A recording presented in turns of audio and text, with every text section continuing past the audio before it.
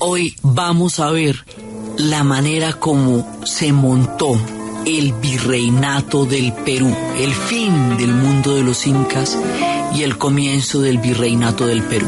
La vez pasada estábamos viendo cómo fue el encuentro dramático y brutal entre Pizarro y Atahualpa y cómo a través de ese encuentro terrible entraba en la América el mundo colonial. Estábamos viendo los sucesos y empezando a ver las consecuencias.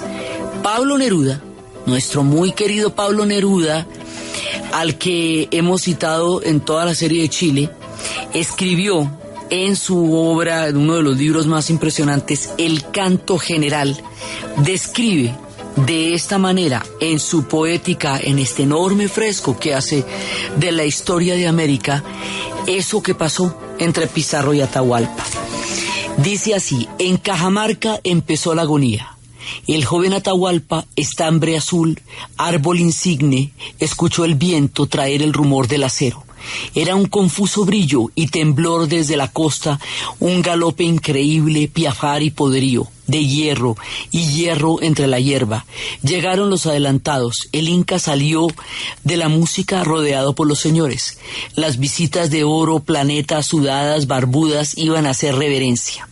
El capellán Valverde, corazón traidor, chacal podrido, adelanta un extraño objeto, un trozo de cesto, un fruto.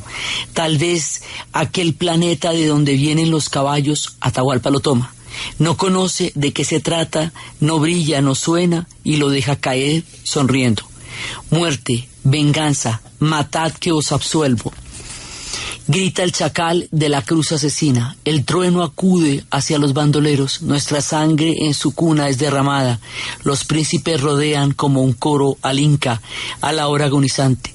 10.000 peruanos caen bajo cruces y espadas, la sangre moja las vestiduras de Atahualpa. Pizarro, el cerdo cruel de Extremadura, hace amarrar los delicados brazos del Inca. La noche ha descendido sobre el Perú como una brasa negra. Más tarde levantó la fatigada mano el monarca, y más arriba de los frentes de los bandidos tocó los muros. Allí trazaron la línea colorada, 3 cámaras. Había que llenar de oro y plata hasta la línea de su sangre. Rodó la rueda de oro noche y noche, la rueda del martirio día y noche. Arañaron la tierra, descolgaron alhajas hechas con amor y espuma, arrancaron la horca de la novia, desampararon a sus dioses. El labrador entregó su medalla, el pescador su bota de oro, y las rejas temblaron respondiendo, mientras mensajes y voz en las alturas iba la rueda de oro rodado. Entonces tigre y tigre se reunieron y repartieron la sangre y las lágrimas. Atahualpa esperaba levemente, triste en el escarpado día andino. No se abrieron las puertas hasta la última joya del buitre dividieron, las turquesas rituales salpicadas por la carnicería, el vestido laminado de plata, las uñas bandoleras iban midiendo y la carcajada del fraile entre los verdugos escuchaba al rey con tristeza. Era su corazón un vaso lleno de una congoja amarga, como una esencia amarga de la quina. Pensó en sus límites, en el Alto Cusco, en las princesas, en su edad, en el escalofrío de su reino. Maduro estaba por dentro, su paz desesperada era tristeza. Pensó en Huáscar. ¿Vendría él de los extranjeros? Todo era un enigma, todo era un cuchillo, todo era soledad. Solo la línea roja viviente palpitaba, tragando la entraña amarilla del reino enmudecido que moría. Entró Valverde con la muerte entonces.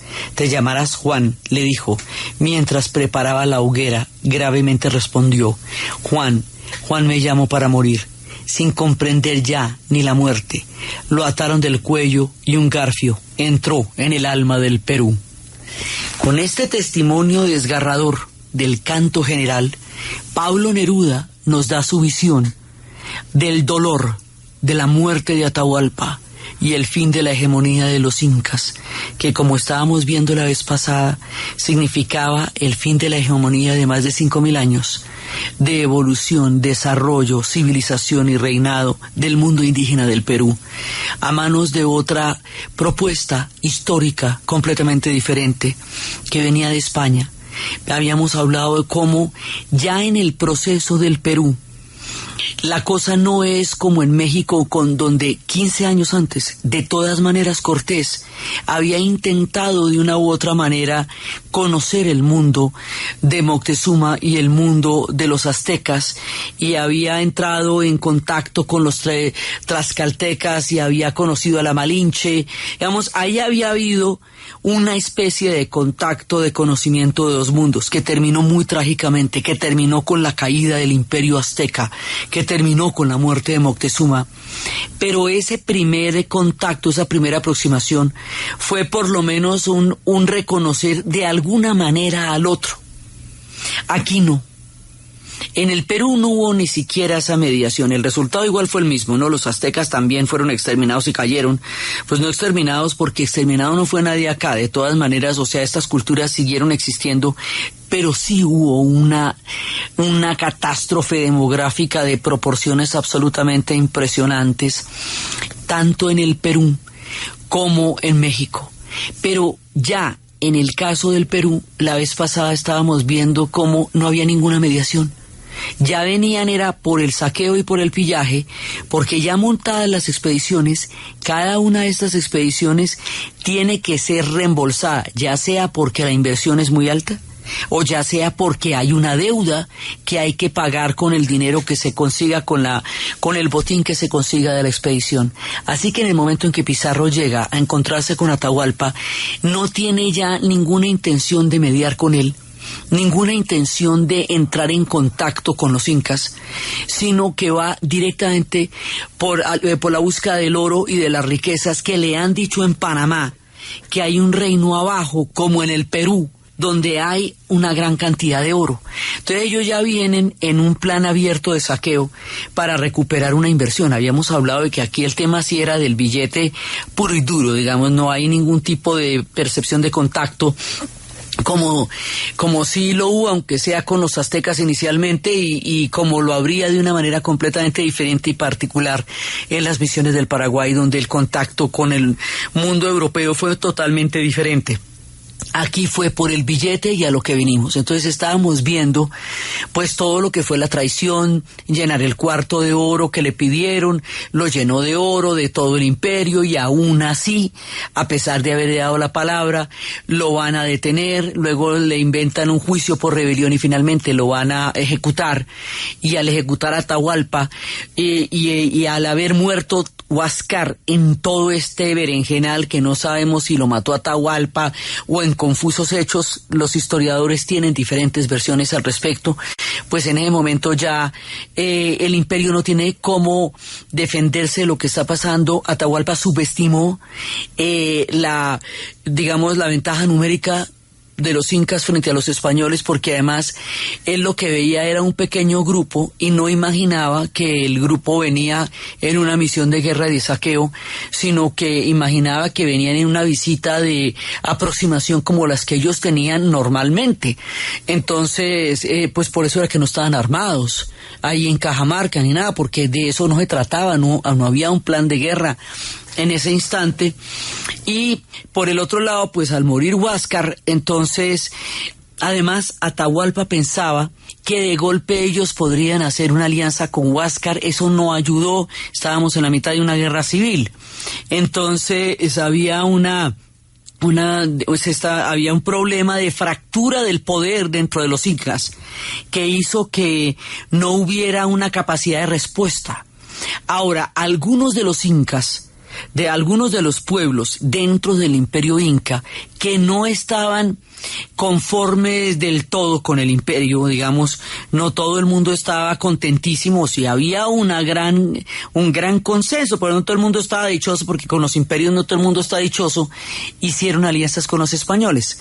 Entonces, ¿qué empiezan a hacer los españoles? Empiezan a establecer alianzas, divide y vencerás, empiezan a buscarle como la comba al palo a ver con quién se van haciendo las alianzas, y empiezan a hacer las alianzas para empezar a montar una economía de saqueo.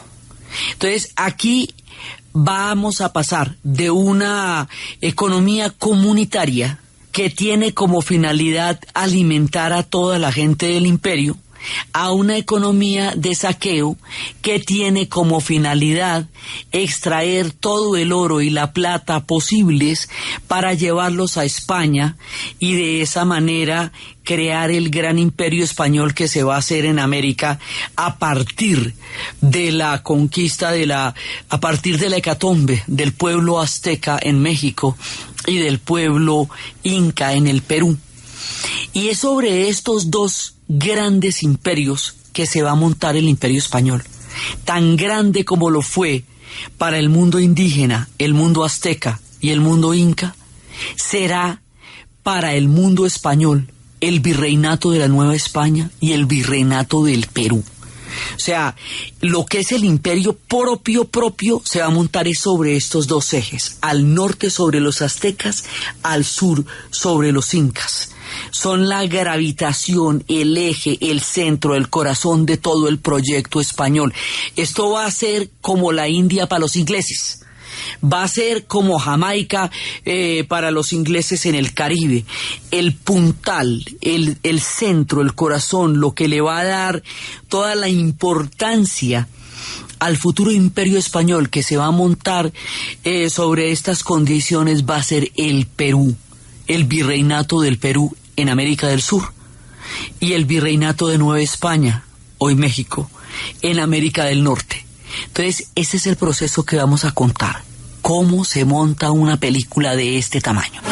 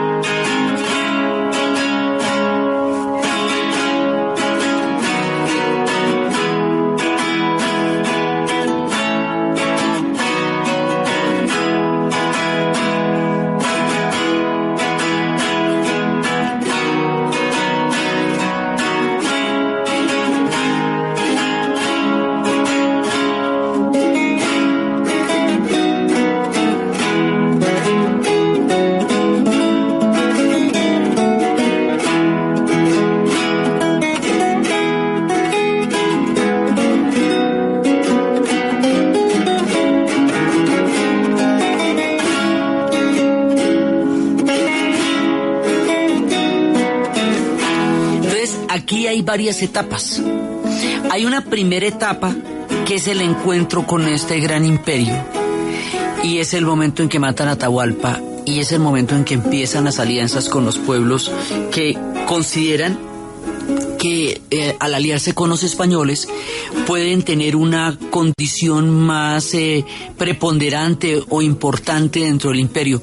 A ninguno de los pueblos que se alió con los españoles en el lado de los incas, ni tampoco el de los aztecas, donde las alianzas fueron más fuertes por las fricciones profundas que tenían los aztecas con otros pueblos que recién habían sido incorporados a su imperio, se le ocurrió ni se le pasó por la cabeza que esto era otra noción de realidad completamente diferente, que esto no eran otras fracciones de lo mismo, que no eran pueblos que formaran parte de esta misma cosmovisión, sino que aquí había una cosmovisión completamente diferente.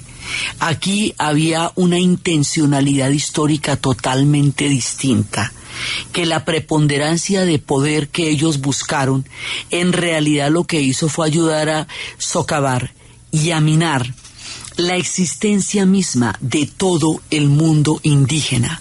Eso no lo supo nadie. en las épocas en que vimos en la historia de Canadá las peleas entre los iroqueses y cómo entre los iroqueses y los algonquinos, y unos estaban apoyados por los ingleses y otros por los franceses, y aquí que hay tribus, hay pueblos que se van a unir a los españoles y los van a ayudar, digamos, en este periodo, ninguno se imaginó que ese era el fin de todo, que no era una alianza temporal, ni que era una manera de buscar otra forma de poder, sino que era el fin de todo. Eso porque no podían concebir el proyecto que venía del otro lado del mar. Entonces eso hace que las cosas se compliquen mucho más. Entonces lo primero es desvertebrar, digamos, la hegemonía histórica de los pueblos indígenas en América. A eso se le llama la conquista, que es la destrucción del poderío de la hegemonía y del mundo que habitaron estos pueblos. Esto va a pasar por toda clase de instancias que explicaremos más adelante, hasta incluso la prohibición de la quinoa como alimento, que los españoles la van a prohibir. Después contaremos estas historias de cómo hasta la gastronomía se vio afectada.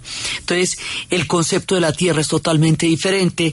No es una tierra comunitaria para producir para el imperio, para la subsistencia de una comunidad enorme, sino es una economía de extracción. O sea, aquí lo que hay que buscar es la ruta para poder conseguir el oro o la plata, que conseguirían en este caso, organizarla, sacarla y llevarla para España.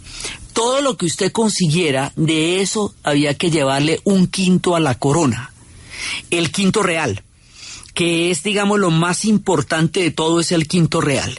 Para garantizar eso hay una cosa que se llama la Casa de Contratación de Sevilla.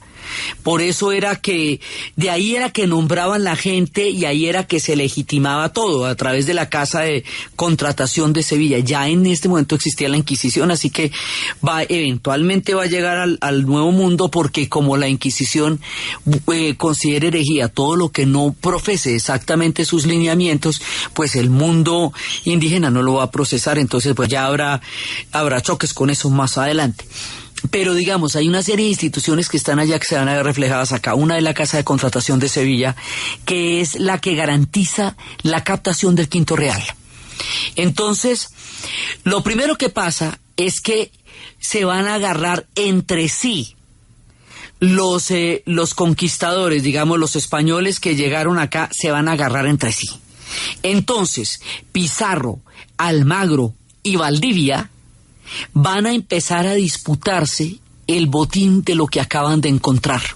Entonces hay un momento en que van a mandar a Almagro al sur, a Chile, lo que hoy es Chile, pero como nosotros sabemos, al sur del Biobío no hubo ninguna posibilidad de construir un asentamiento. Con los mapuches la cosa fue muy fuerte.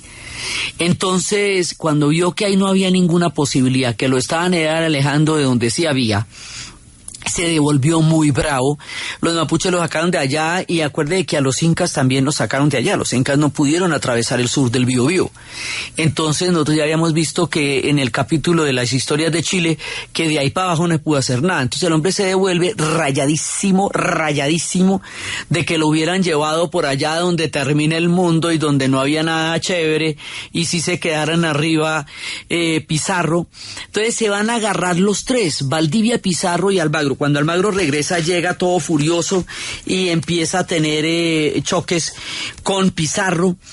Y en esos choques, a la final, porque además Pizarro viene con su hermano, pues son Francisco y Gonzalo, y finalmente, de todas estas rencillas, porque aquí se arma un problema por el botín, o sea, ya entre ellos se arrancan unas pugnas terribles.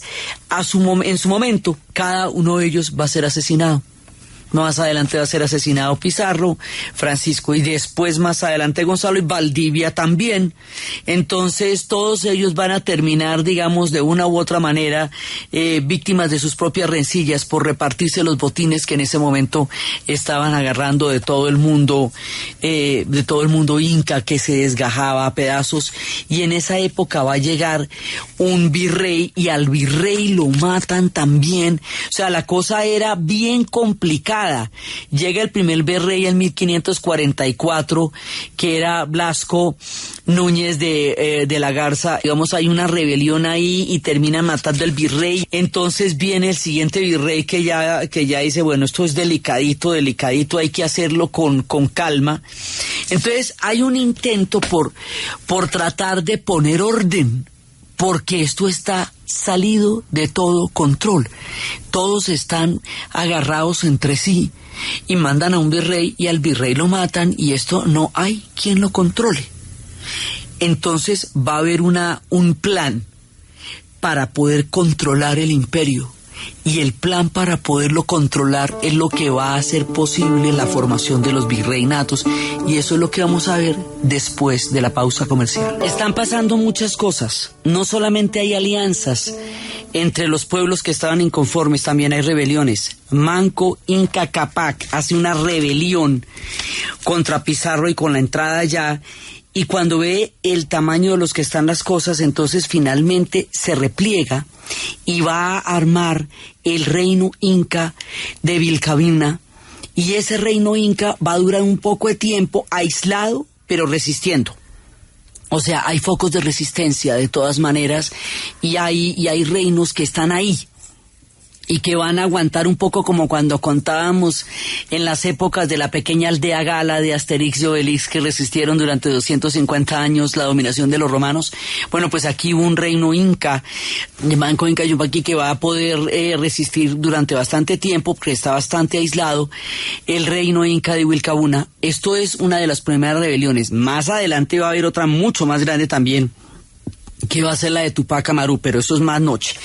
Ahora, o sea, sí hay rebeliones, pero también hay una tragedia demográfica enorme, porque las enfermedades, el sarampión, la viruela, la gripa, están diezmando poblaciones. No hay defensa contra eso. Es casi que una guerra bacteriológica, porque no hay defensa. Eso sí que va a crear una catástrofe demográfica muy grande, las enfermedades, tanto aquí como arriba. Cuando vimos que las enfermedades llegaron mucho antes de que aparecieran los europeos por allá arriba, sí llegaron las enfermedades antes, los precedían antes de que llegaran al otro lado del Canadá. Aquí también pasa lo mismo, las enfermedades van a generar estragos acá. Entonces, se está rompiendo una estructura, se está montando otra, hay enfermedades, hay rebeliones. En esa época también fundan Lima, la ciudad de los reyes, que va a ser, digamos, la capital para desviar el mundo, que fue Cusco, ahora será Lima. Lima será la capital del virreinato, y se funda también en esta época. Entonces está pasando, todo esto está pasando al tiempo. Hay una rebelión, hay una guerra civil, hay un resquebrajamiento de un imperio, hay una cantidad de epidemias, se está montando otro régimen completamente diferente.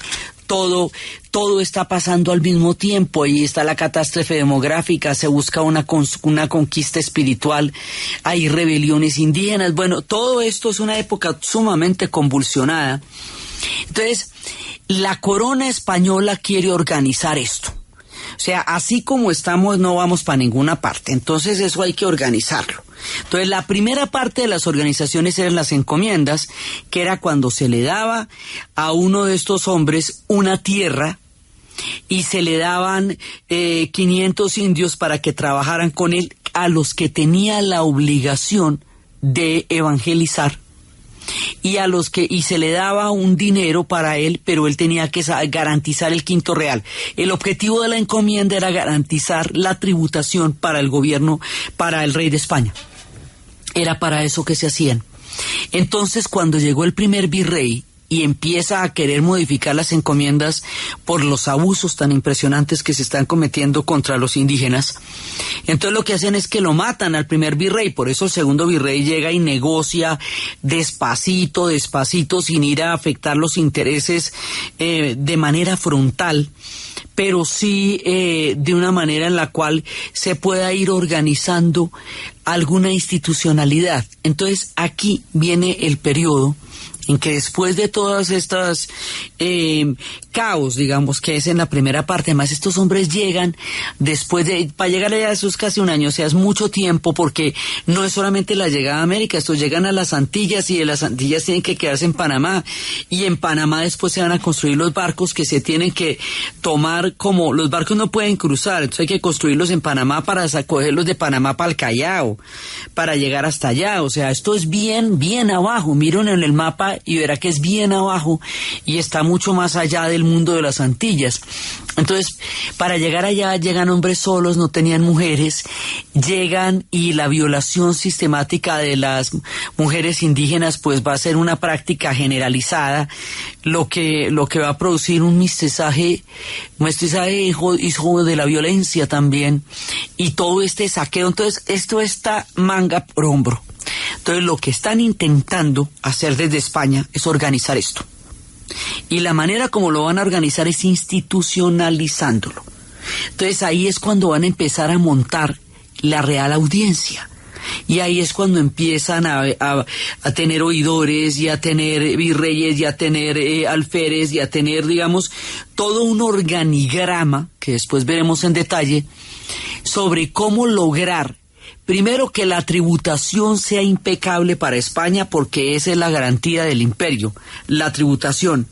Pero segundo, que estos hombres estén ligados a la corona, porque como esto está tan lejos y las cosas son tan agrestes y tan difíciles de controlar, si no se establece una institucionalidad verdaderamente poderosa, estos hombres se salen de control, terminan montando los reinos que ellos quieran, terminarían desconociendo la corona, y entonces el imperio no puede articularse como lo haría a través de su contacto con este mundo que acaban de ver. Entonces, la institucionalización de este hecho es lo que llamamos la colonia, ¿sí? Esa división en nuestra historia de la conquista y la colonia, la manera como desintegran los imperios, como los rompen, como con la tragedia demográfica, digamos, la hecatombe del encuentro. Ese pedazo es la conquista. Todo este despelote entre Valdivia y Almagro y Pizarro, que va a pasar en todos los lados de una manera parecida, es la conquista. Pero después, la idea es que esto hay que meterlo en cintura. Meterlo en cintura es crear una institución lo suficientemente fuerte. Y esa parte, la creación de la institución, es lo que llamamos la colonia, y eso es lo que va a fundamentar la estructura de los virreinatos. Este va a ser el virreinato más grande de toda la América del Sur, el más poderoso y el más importante de todos, y el del norte pues va a ser México. Entonces, ¿cómo se va a hacer eso? Eso empieza por institucionalizarse. Ahora, como la idea es que la corona es el objetivo, el rey es el que cohesiona todo esto, la iglesia y la religión es la que va a conquistar las almas, porque esto es un proyecto religioso también. Entonces, lo más grave que puede pasar, lo inimaginable, lo terrible, lo único que no les puede pasar por la cabeza es que haya una rebelión contra la corona. O sea, puede haber rebeliones indígenas, y las hubo en todas partes, contra la llegada de los españoles.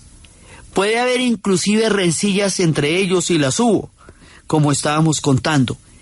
Pero un hombre que desconozca la corona, eso se tiene que castigar con todo el rigor posible, porque es un ejemplo que tiene que quedar en el lado de lo inconcebible, de lo inimaginable, de lo maldito y de lo estigmatizado, porque iría en contravía de toda la montada de un régimen colonial y del virreinato. O sea, nadie puede cuestionar la corona bajo ninguna circunstancia, porque si no todo el proyecto se viene abajo. Esto es un proyecto en nombre del rey.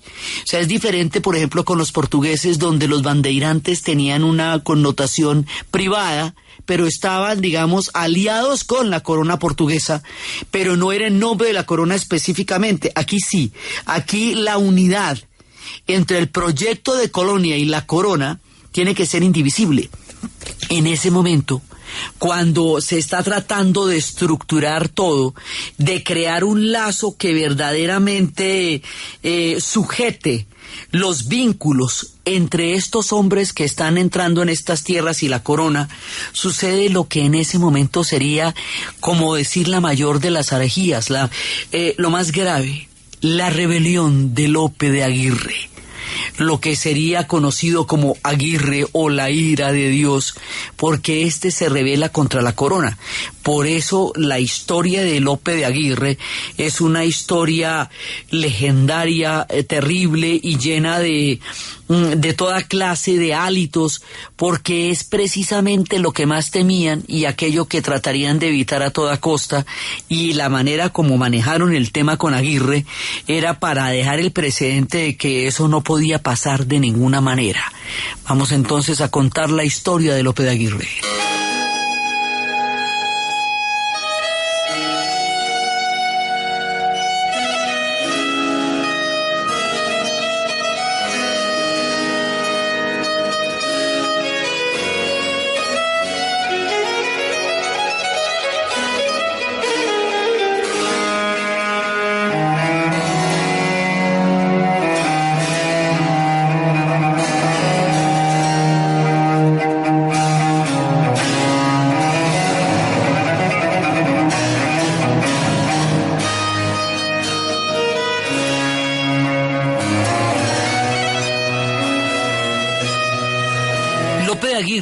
Esto sucede entre 1511 y 1561. Lope de Aguirre nació en Guipúzcoa, en el País Vasco.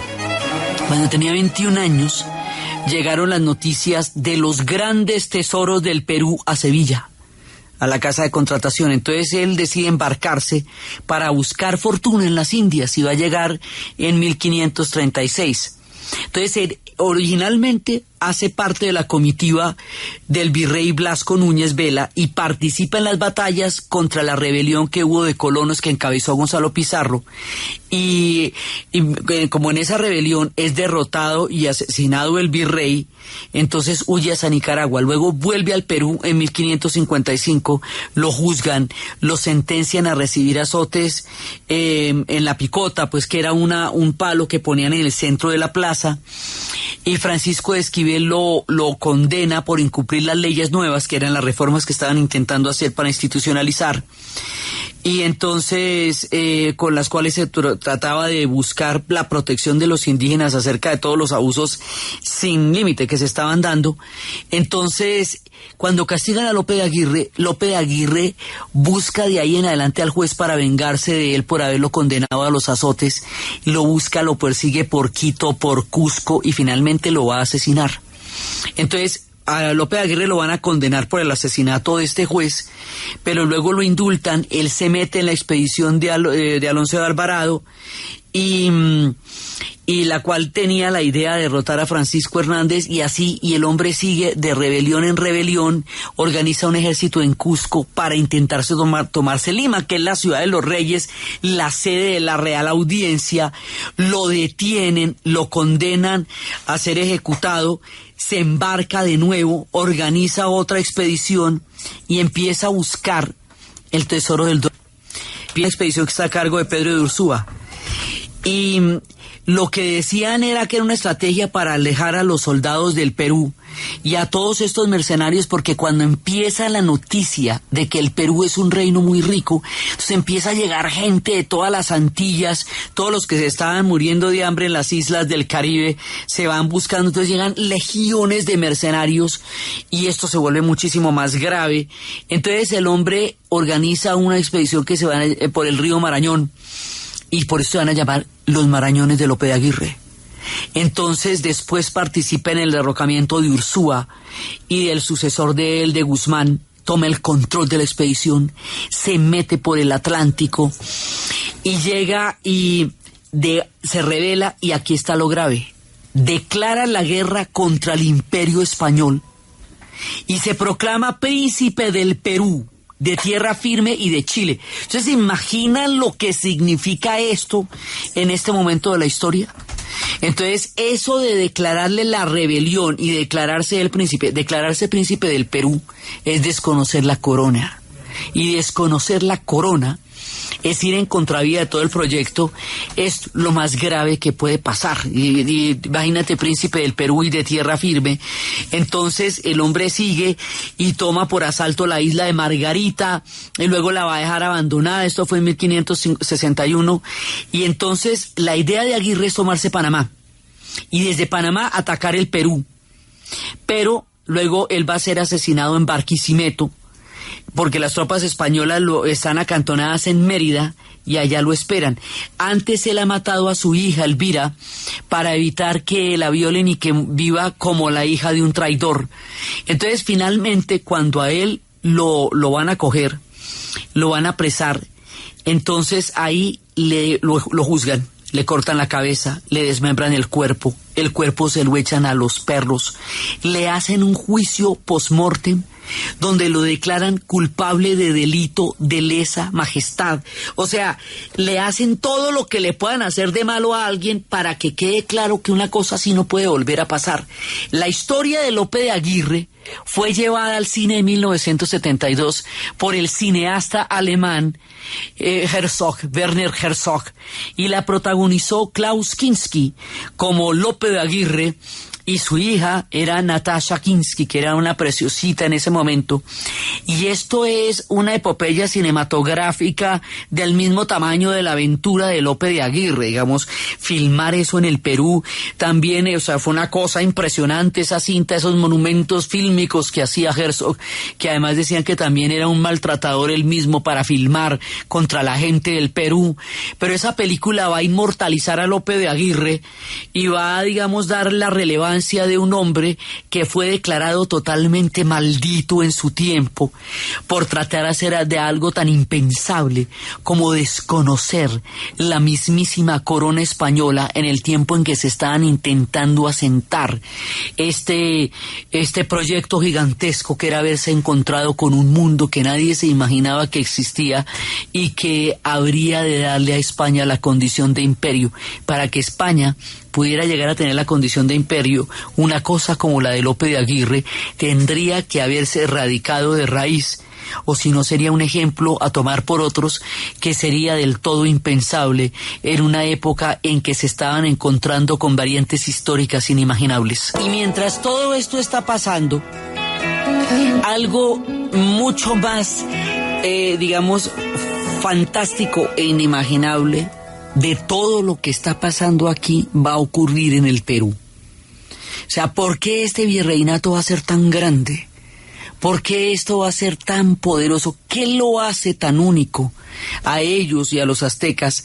No solamente la gran y gigantesca y enorme civilización que tenían, no solamente el grado de desarrollo tan profundo que tenían para el momento en que se encuentran con los españoles, que va a hacer que la conquista de estas grandes civilizaciones sea una cosa muy grande, no solamente las condiciones mismas de lo que había sido la llegada de estos pueblos, sino algo que hace la diferencia por lo cual esos virreinatos van a ser los más importantes y los otros vamos a tener una importancia subsidiaria, no tan grande como la que van a tener México y Perú. ¿Cuál es la diferencia? En 1545, Diego Gualpa descubre accidentalmente una cosa que va a ser la locura total: las minas de Potosí. Es que hay unas minas en el Perú, que son las minas de plata de Potosí, y más adelante las descubren en México, que en México también hay otro Potosí, y Guanajuato y Zacatecas. Esas minas, las de arriba, Guanajuato y Zacatecas, y de las de aquí, de Potosí, van a darle la gravitación económica al imperio. Eso es lo que le da la viabilidad al imperio. La montada de esas minas es lo que va a hacer de este un imperio riquísimo. Hoy por hoy, el rastro colonial en Lima es inmenso. O sea, Lima muestra todo el clima de la colonia de haber sido la capital del virreinato más importante de América del Sur. Y es por eso, por las minas de Potosí. Pero de aquí van a sacar, mire, una cosa tan impresionante que era como el equivalente a 127 millones de pesos de aquellos años. O sea, es una cosa absolutamente impresionante. Esto es un descubrimiento colosal y es lo que le va a dar al Perú toda su importancia. Y es lo que garantiza que de aquí en adelante el imperio se monte es ahí, en esa zona, y es lo que va a hacer que durante todo el tiempo del dominio español en América sea esta la fuente de financiación de todo el proyecto imperial y le dé toda la importancia que va a tener Lima.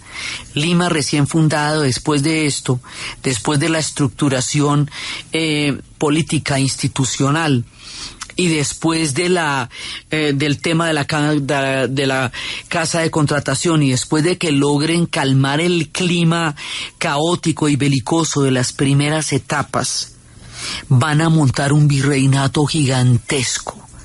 Y paradójicamente, digamos, va a ser tan poderosa Lima en el virreinato español como fue poderoso Cusco en el tiempo del Imperio Inca. Es decir, Perú, como nación, va a conocer varios imperios.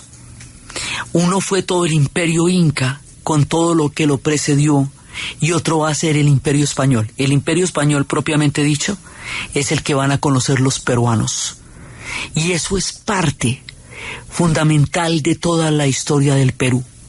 La formación de este virreinato y la historia de las minas del Potosí es lo que vamos a ver en el siguiente programa. Entonces, desde los espacios del canto general y el dolor inmenso de la muerte de Atahualpa, desde los espacios de la llegada de Pizarro y estos hombres con esa expedición de codicias y de ambiciones, desde el montaje de un nuevo mundo, desde las historias de Diego de Almagro, desde la osadía infinita de Lope de Aguirre y la suerte histórica del encuentro de las minas de Potosí, en la narración de Ana Uribe, en la producción Jessy Rodríguez, y para ustedes, feliz fin de semana.